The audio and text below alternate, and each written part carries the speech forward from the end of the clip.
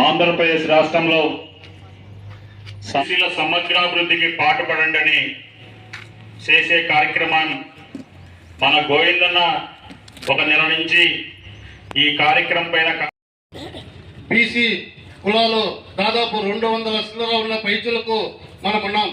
అయితే ఈరోజు ప్రధానమైనటువంటి నిర్ణయాలు తీసుకున్నటువంటి ఐఏఎస్ సంస్థ ఐఏఎస్లో ఈరోజు బీసీలు ఎంతమంది ఉన్నారు ఈ దేశంలో అని చెప్పేసి నేను అడుగుతున్నా.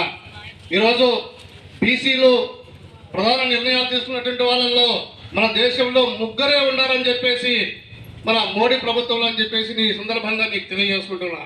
అయితే సుప్రీంకోర్టు జడ్జీలు 0, ఈ యొక్క కార్పొరేట్ సంస్థల్లో పెట్టుబడి పెట్టుకునే వాళ్ళు 0, ఈ యొక్క కావటాలని చెప్పేసి మీకు అందరికీ పిలుపునిస్తూ ఈ యొక్క అవకాశం పెట్టినటువంటి పెద్దలకి ధన్యవాదాలు తెలుపుకుంటూ ముగించుకుంటున్నాను.